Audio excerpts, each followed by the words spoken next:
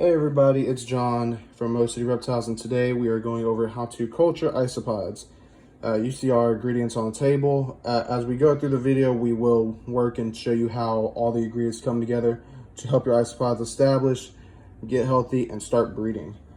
When it comes to having isopods, it can differ from different species, but in total they are kind of follow the same care guides, but at sometimes some need higher ventilation, some need more protein, some more calcium. It just all depends. Today we are going to be using Porcellier Scaber lemonade. We have a 10 count. Depending on what isopod, if you have these, then you can follow this guide. If you have different ones, then do your research, find out what their care requirements are. This is just basic isopod care. This can also flow with powder orange, dairy cows, powder blues, dwarf whites, all the basic ones that you should need or should want to start off with. So to begin with, you have your scissors. These come in essential, use scissors. But your tub is essential. This is what you need right here. This is how you're gonna culture them, this is how you're gonna work with them.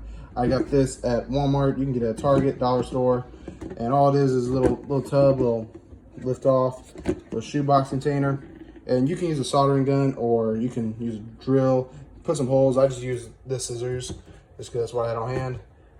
If you want to have more ventilation, you can saw a drill like a circle around here and put some screen mesh on it, kind of allow ventilation all four corners. Again, whatever your species requires, I'd say follow that. This is just a basic care guide. But to begin with, we are going to be using for our substrate the BioDudes Isopoda, Terra Isopoda. This is a good substrate filled with many different beneficial components to it, and which will allow your isopods to just thrive. And that's what we're looking for. We're looking for substrate that's well nutritioned to allow our isopods to thrive in their terrarium.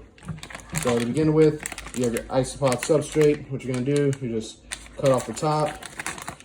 And I've seen this done different ways. You can fill up the bag and just pour water in it and dump it out. Me, I don't. I just spread it in there dry, and I will water as I go through all this. Let's see how much that is. That right there, that should be good. We're throwing a little handful just to go with. And this one, as you can see in the tub, it has a lot of different components. You can see some charcoal in it. You can see different types of mulch, other organic matter that's gonna break down. And that's what we want. We want organic matter that's gonna break down, provide them with well nutrient substrate. And let's see if we can get it. Yeah, you can see kind of on the edge right here. That's a couple inches right there, about 2 or 3. That should be enough. Plus they're gonna have other components in here that's going to add more depth to it. You know, just thinking of it though, I am gonna add a little bit more, just a tad bit more around, because I'm hoping these take off real fast. So I wanna give them as much area as I can. Okay, second off, you're going to mix in all your good components. These are magnolia leaves. At Mo City, we do sell these online and locally in Houston, Texas. They are clean and sterilized. That's exactly how you want them. Don't just go outside and throw them straight into your bin. These are collected from outside, but they are clean. We clean them. We allow them to dry, just so we make sure there's no hitchhikers and no pests on them for our animals when we go in. So the way I like to do it is I get a few of these and I'll just crush them up. Sorry for the loud noise. Crush them up just like that.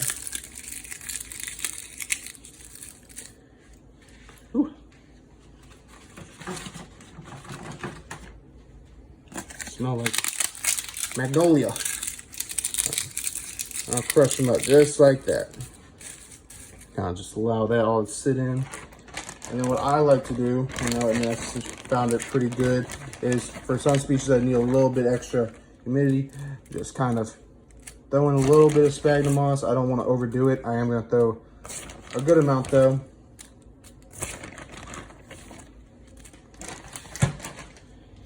And then from there, I'll put this over here.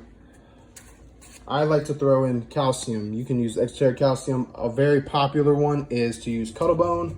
That is also a really good solution, and that's what I usually do. I just don't have Cuttlebone on hand. But I get some of this. I'll sprinkle it in. Get a little bit more. I'll give myself all the rest. And then from there, you get all your good, natural, rich substrate, and you'll mix it up. And what you want to make sure is that it's evenly distributed amongst all the substrate, the whole container. What this will allow for is for there to be hot spots within your tub. You know, these isopods, they like to scourge around, they like to dig. Some you won't even see for like a week. Some rubber ducky species I noticed do that a lot.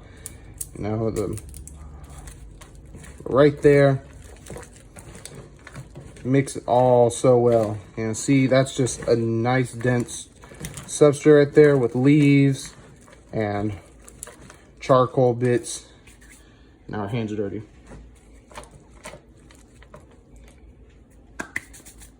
Yes, and from there, I like to get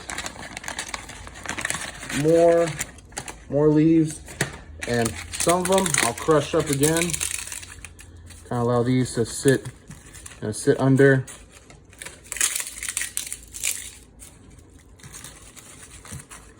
And some of them, I still break it just a little bit. I'll just put the rest of the bag in there actually. The whole bag, yep.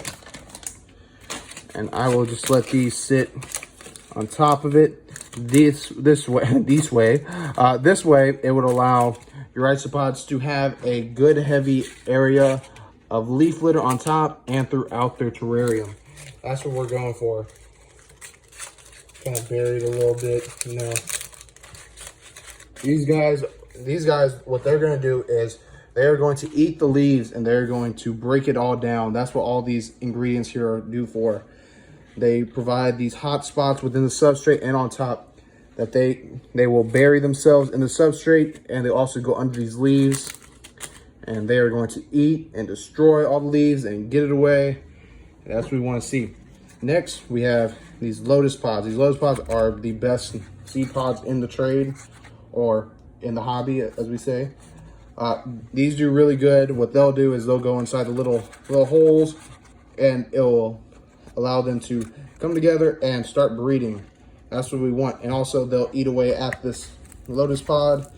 So what you can do is you can break it up. That's what I'm gonna do with this one. Kind of break it up, throw it around here, put some there, some right there. And then I have a few more. I'm gonna take these two and I'm gonna kind of bury them in the substrate face down. That'll be the best bet for them and allowing them to grow and let them do what they want. They're going to go in the substrate, into the holes, and just eat away at that.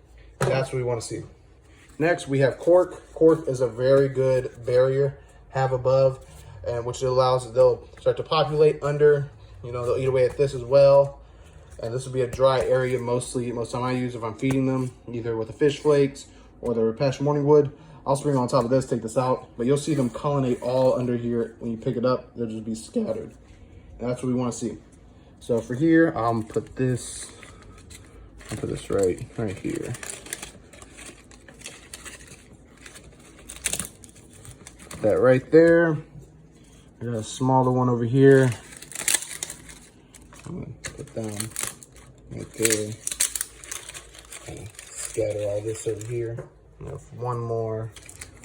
Let's see. I'll bury this one. And like I said, what we want is to have microbial hotspots all throughout the substrate. That's what's going to provide them with the most nutrients. They are going to dig away. They are going to scatter. They are going to find where they can get the most nutrients. And that's what we want. We want them to feel safe, feel comfortable, start breeding, and eat away. So lastly, what I like to do, I'm gonna take this out and just give it a good mist. Make sure it's nice and humid in there.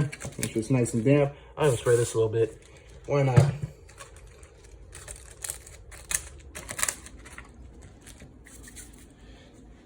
And there we go. Okay. And we still have one lotus pod. We'll just keep that for remembrance. And these are Porcelio Scale Lemonade Isopods. There's 10 in here. Let's see if we can find one. There one is right there. You see him? He's moving around right there. That's one of them. It's 10 count. I counted before, so I'm pretty trustworthy in this. And what you could do is you could just take them out one by one if you're feeling really like that. Me, I just don't really care about it, and I will just dump them all in. Right there, kind of clean off the edges. You want to make sure you get all the babies and all that. Whew, there we go. Let's see if we can see. Oh, there's one right there. There's 2 of them. Yeah, you see a couple of them, they're starting to scatter around. And I'll just kind of mix around that part of the substrate, include into all the good biological substrate within this. Oh, there's another one right there. There he is. Oh, there's one. That's a better one. Oh wait, sorry, you couldn't even see that. That's the better one. That's what the lemonade stands for right there. And I'll just spray that one more time, one nice little spray. And that's basically it right there. That is a fully functioning, well-balanced diet for our isopods. And as I said, when you start to feed them, a good subject to feed them would be, either Repassion morning wood. You can do fish flakes. At times, I throw freeze-dried sardines in there. Another thing they like is if you are a gecko breeder or a snake breeder, throwing in the eggshells. That's something they will go crazy over, especially more the protein-loving isopods such as dairy cows. They will absolutely die for those. And those are really good just for improving overall breeding. Yep. Yeah, see, let's see, I don't know if you can see that. See one over there, see a couple. But yeah, and then basic care for these guys is I check them every couple of days, sometimes every 3 days. And I'll just allow them to establish right now. I'll feed them some food in a couple hours. And yeah, every few days, just, miss some water, depending on how high your ventilation will be. Then you might need a few to miss every now and then if it gets more dry, or if it stays pretty humid, then you should be good. Some people I know even only miss about once a week. But this is the basic care guide for them. If you did like this video and want to see more, please like, subscribe. We are going to be doing more videos on this channel, try to get more education, show you all more of our programs that we do, just allow more interest in this part of the internet. But thank you all for watching. Have a good day.